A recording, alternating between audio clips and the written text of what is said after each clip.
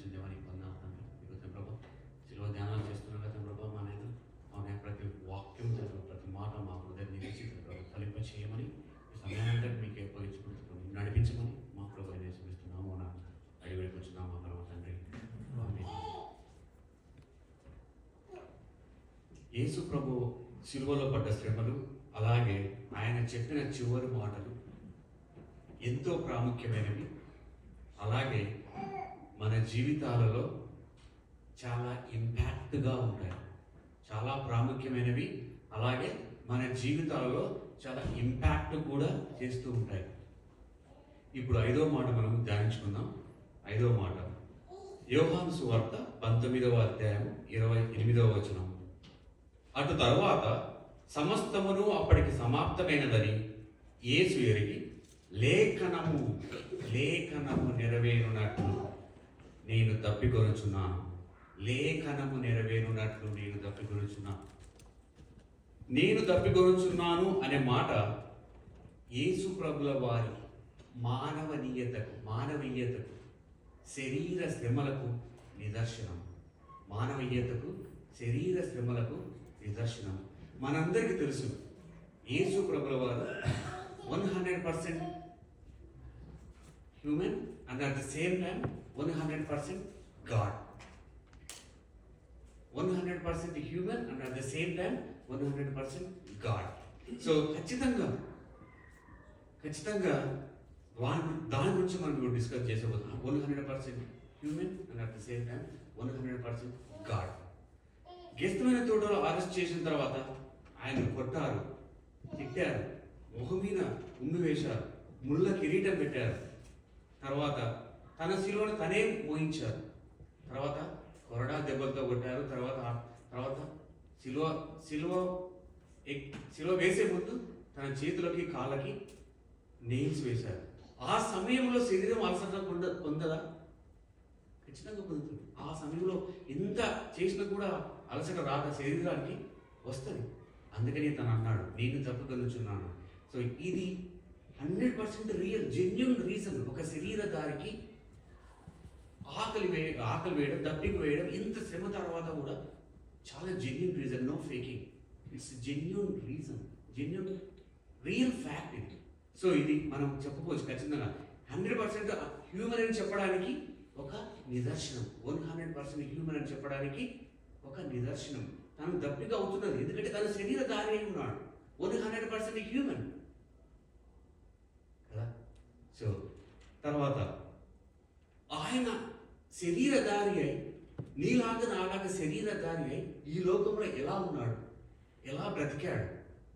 శరీరధారి అయి ఈ లోకంలో నీలాగా నాలాగా శరీరధారి ఎలా బ్రతికాడు. ఆయన ఎలాంటి పాపం లేకుండా బ్రతికాడు, ఎలాంటి తప్పు చేయకుండా బ్రతికాడు ఒక శరీరధారి అయి ఉండి. ఇంకా చెప్పాలంటే తన పుట్టుకే మహా అద్భుతం. తర్వాత పాపం లేకుండా పెరిగాడు, పాపం లేకుండా జీవించాడు. అలాగని శ్రమలు రాలేదా? అలాగని శోధనలు రాలేదా? వచ్చాయి. కానీ వాటిని ఎదుర్కొన్నాడు, వాటిని జయించాడు, పాపం లేకుండా జీవించాడు. ఒక శరీరధారి అంటూ శ్రమల గుండా పోతూ వాటన్నిటిని జయించాడు, వాటన్నిటిని పాపం లేకుండా జీవించాడు తను. తర్వాత అందుకని మనం చెప్పవచ్చు, a human with 100% sinless. A human with 100% sinless అని యేసు ప్రభుల వారిని మనం అనొచ్చు. తర్వాత ఈజ్ ప్యూర్ ఇన్ హార్ట్. తన హృదయం చాలా ప్యూర్ అయినటువంటి ఒక మానవుడిగా ఉంటూ, తర్వాత మాటలలోను ప్రవర్తనలోను నో ఈవిల్ యాక్ట్. మాటలలోను ప్రవర్తనలోను నో ఈవిల్ యాక్ట్, ఒక మానవుడిగా ఉంటూ. తర్వాత no lust, no pride. No lust and no pride. అలాగని శోధనలు రాలేదా? వచ్చాయి, అన్నీ వచ్చాయి, శోధనలు వచ్చాయి. వాటిని అన్నింటినీ సక్సెస్ఫుల్గా ఎదుర్కొన్నాడు యేసు ప్రభువు వారి శరీరధారి అయి ఉండి. తర్వాత నేను ఇంకా చాలా మంది అనుకుంటా, he lived a perfect life without a sin. he lived a perfect life without a sin. అందుకే ఈ 100% మానవుడు, అలాగే మనం ఉండేది 100% గాడ్. ఈయన 100% human, at the same time 100% god కదా. అందుకే ఈ 100% man and at the same no sin. అందుకే యెహోవా దేవుడు ఈ మానవాళి పాప పరిహారార్థం కోసం బలిపశువుగా వాడుకున్నాడు. Is a human and no sin. అందుకనే యెహోవా దేవుడు ఈయనను మానవాళి పాప పరిహారార్థం కోసం వాడుకున్నాడు. అది యెహోవా దేవుడికి ఇష్టమాయను. యెహోవా దేవుడికి ఇష్టమాయను. చూడండి యెషయా 53:5 చూస్తే, యెషయా 53:5, మన అతిక్రమములను బట్టి నలగగొట్టబడెను, మన సమాధానార్థమైన శిక్ష అతని మీద పడెను, అతడు పొందిన దెబ్బల చేత మనకు స్వస్థత కలుగుచున్నది. ఇంకా అక్కడనే చూస్తే యెహోవా దేవుడు మన అందరి దోషము అతని మీద మోపెను. యెహోవా దేవుడు నీ నా మన అందరి దోషము అతని మీద మోపెను. ఇంకొంచెం ముందుకు వెళ్తే, అతని నలగొట్టుటకు యెహోవాకు ఇష్టమాయను. అతని నలగొట్టుటకు యెహోవాకు ఇష్టమాయను. అందుకే యెహోవా దేవుడు యేసు ప్రభుల వారిని మరణానికి అనుమతించాడు. ఎందుకు? నీ నా మన పాప పరిహారార్థ బలి కోసం అనుమతించాడు. అందుకని రోమన్స్ ఏం చేశారు? అన్యాయపు తీర్పు తీర్చి శిలువ మరణానికి తీసుకెళ్లారు. యెహోవా దేవుడు నీ నా మన పాప పరిహారార్థ బలి కోసం యేసు ప్రభుల వారిని మరణానికి అప్పగిస్తే ఆటోమేటిక్గా రోమన్స్ ఏం చేశారు? అన్యాయపు తీర్పుతో ఆయనను శిలువ మరణానికి తీసుకెళ్లారు. మళ్ళీ మెయిన్ స్టాండ్, యేసు ప్రభుల వారు 100% human, at the same time 100% god కదా. యేసు ప్రభుల వారు ఈ లోకంలో ఉన్నప్పుడు ఎన్నో అద్భుత క్రియలు చేశాడు. చాలా చేశాడు. ఎన్నో అద్భుత క్రియలు చేశాడు. సో కానానులో పెళ్లిలో వైన్ అయిపోయినప్పుడు నీటిని వైన్గా మార్చాడు. తర్వాత ఒక సందర్భంలో గాలి వానకు సముద్రపు అలలు ఎగిసి పడతా ఉంటే దాన్ని నిమ్మలపరిచాడు.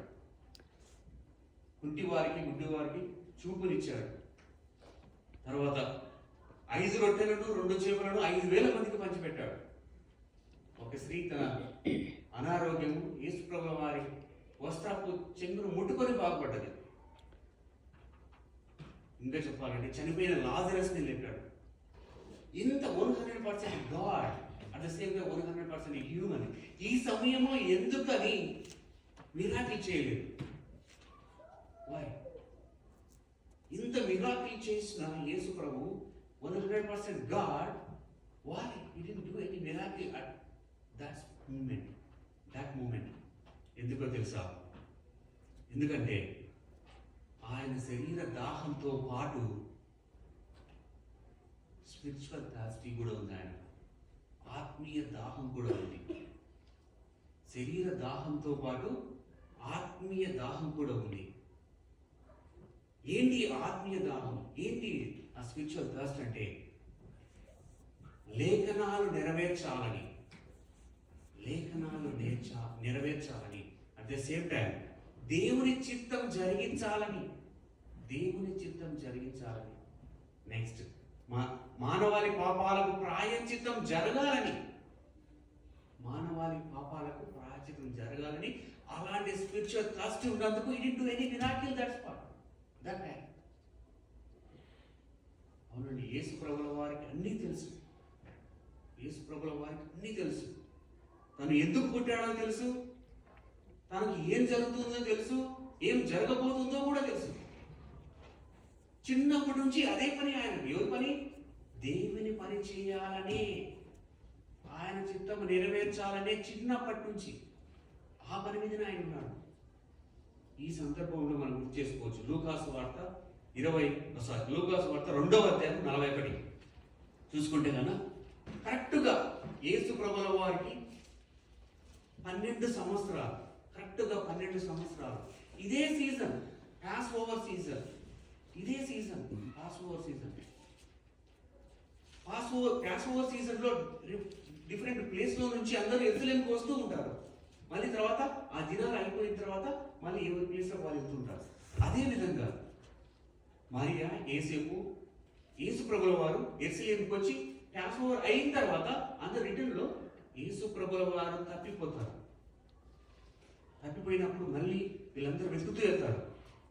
మరియా, యేసేపు అక్కడ యేసు ప్రభుల వారు దేవాలయంలో కూర్చొని బోధనలు వింటూ వాళ్ళని ప్రశ్నలు వేస్తుంటాడు. అప్పుడు మరియా, యేసేపు వెళ్ళి ఎందుకు ఇలా చేసావు అని అంటే ఏమంటాడు తెలుసా? మీరేలా నన్ను వెతుకుచున్నారు? నేను నా తండ్రి పనుల మీద ఉండవలనని మీరు ఎరగరా? అని జస్ట్ రిపీటింగ్. మీరేలా నన్ను వెతుకుచున్నారు? నేను నా తండ్రి పనుల మీద ఉండవలనని మీరు ఎరగరా? At what age? జస్ట్ 12. ఆయనకు తెలుసు తను పుట్టిందే దానికోసమని. ఆయనకు తెలుసు తను ఏం చేయాలో అనేసి. తనకు తెలుసు ఎలా జరగబోతుందో అనేసి. అట్ ది ఏజ్ ఆఫ్ 12 ఏమన్నాడు? మీరేలా నన్ను వెతుకుచున్నారు? నా తండ్రి పనుల మీద నేను ఉండవలనని మీరు ఎరగరా అని తన సొంత తల్లిదండ్రులతో అంటున్నాడు. చూడండి, కేవలం 12 సంవత్సరాలకు. ఇంకా చాలా సందర్భాలలో కూడా ఆయన చిత్తాన్ని నెరవేర్చాలని అంటున్నాడు. చూడండి, ఇంకొక సందర్భంలో నా చిత్తము నెరవేర్చుటకు రాలేదు, నన్ను పంపిన వాని చిత్తం నెరవేర్చుటకే వచ్చి తిని. ఎందుకు వచ్చాడంట ఆయన? ఆయనను పంపిన వాని చిత్తం నెరవేర్చుటకే వచ్చాడు ఆయన. చూడండి, ఆయన ఎప్పుడు ఒకటే ధ్యాస. ఏమని? ఆయన చిత్తాన్ని నెరవేర్చాలని, దేవుడి చిత్తాన్ని నెరవేర్చాలని, అలాగే మన పాపాలకు ప్రాయశ్చిత్తం జరిగించాలని ఆయనకు అదే ఆలోచన. తన పుట్టికే అది. 12 సంవత్సరాలు వెళ్ళి అంతగా ఆలోచించాడంటే తనకు తెలీదా ఏం జరగబోతుందో? తను ఎవరో అనేది తెలీదా? ఖచ్చితంగా తెలుసు. ఎప్పుడు ఒకే ఆలోచన ఆయనకు, మానవాళికి పాప పరిహారం ఎలా చేయాలి అనే ఆలోచన ఆయన. అదే పట్టుదల, ఆయన చిత్తం జరిగించాలి అంతే. అది ఆయన అనుకునేది. అందుకే నా పాపాల కోసం కరెక్ట్గా ఇదే సీజన్లో ఇదే రోజు నీ కోసం నా కోసం శిలువ మరణం పొందాడు ఆయన. తనకు తెలుసు పుట్టుక, తను ఏం చేస్తున్నాడో తెలుసు, తను ఎక్కడికి వెళ్తున్నాడో తెలుసు, ఏం చేయబోతున్నాడో తెలుసు, చనిపోతున్నాడని కూడా తెలుసు కదా. ఆయన శిలువ మరణం పొందడం వల్ల మనకు పాప ప్రాయశ్చిత్తం జరిగింది. ఆయన శిలువ మరణం పొందినందుకు మనకు మన పాపాలకు ప్రాయశ్చిత్తం జరిగింది. ఎలాగంటారా? ఎలా జరిగింది అంటారా? ఆయన చనిపోతే మన పాపాలకు ప్రాయశ్చిత్తం ఎలా జరిగింది అని అంటారా? ఎవరైతే యేసు ప్రభువును నమ్మి పాపాలను ఒప్పుకుంటారో వారి పాపాలని క్షమింపబడతాయి. ఫస్ట్ ఎవరైతే యేసు ప్రభుల వారిని నమ్మి పాపాలు ఒప్పుకుంటారో వారి పాపాలని క్షమింపబడతాయి. రెండవది, యేసు ప్రభు పాప పరిహార్థం వల్లనే మనకు దేవుడికి సత్సంబంధం ఏర్పడింది. ఆయన చనిపోవడం వల్లనే మనకు దేవుడికి ఒక సత్సంబంధం ఏర్పడింది. తర్వాత యేసు ప్రభు పాప పరిహార్థం వల్లనే మనకు నిత్య జీవం దొరుకుతుంది.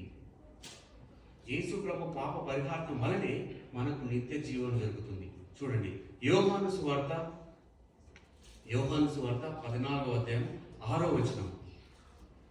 యేసు, నేనే మార్గమును సత్యమును జీవమును, నా ద్వారానే తప్ప ఎవడును తండ్రి యొద్దకు.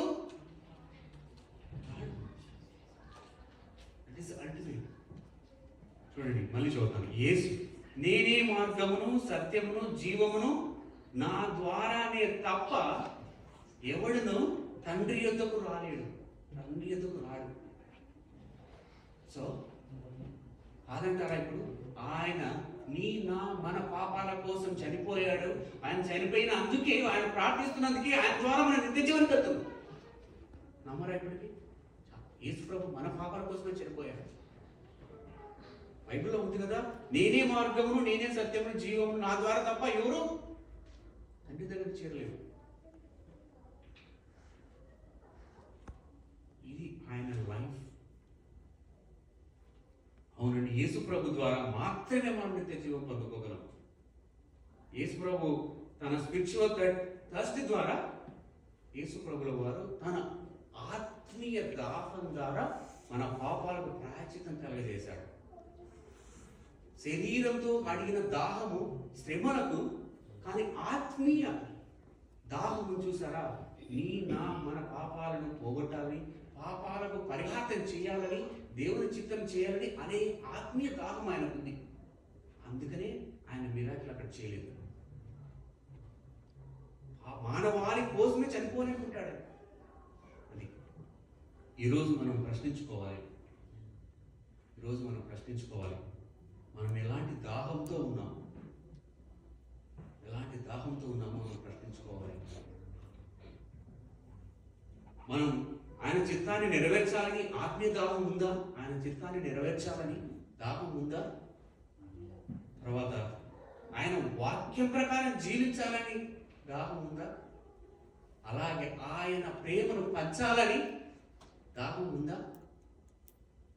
అయితే ఖచ్చితంగా మనమందరం ఆయన దగ్గరికి వెళ్ళి, ఆయన దగ్గరగా ఉంటూ ఆయన ఇచ్చే నీటిని త్రాగాలి. లివింగ్ వాటర్ మనం తాగాలి. ఆయన దగ్గరగా ఉంటూ ఆయన ఇచ్చే లివింగ్ వాటర్ని తాగాలి. చూడండి, యోహాను సువార్త 4వ అధ్యాయం 13వ వచనం. నేనిచ్చు నీళ్లు త్రాగు వాడెప్పుడునూ తప్పికొనడు, నేను వానికిచ్చు నీళ్లు నిత్య జీవమునకై వానిలో ఊరిడి నీటి బొగ్గుగా ఉండునని ఆమెతో చెప్పాను. ఇంకోసారి చూద్దాం. నేనిచ్చు నీళ్లు త్రాగు వాడెప్పుడునూ తప్పికొనడు.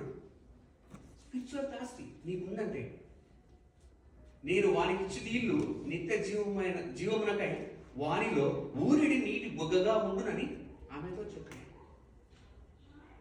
కాబట్టి ఈ విధంగా మనం ఎల్లప్పుడూ యేసు ప్రభువులు మన పాపాల కోసం మరణించాడని ఎల్లప్పుడూ గుర్తు చేసుకుంటూ, ఆయనకు దగ్గరగా జీవిస్తూ, ఎలాంటి తప్పులు చేయకుండా ఆత్మీయ దాహంతో ఉండాలని, ప్రేమ ఇతరులకు పంచాలని, వాక్యానుసారంగా జీవించాలని, ఈ విధంగా అందరం ఉండాలని కోరుకుంటూ ఈ చిన్న వాక్యాన్ని దేవుడు దీవించును.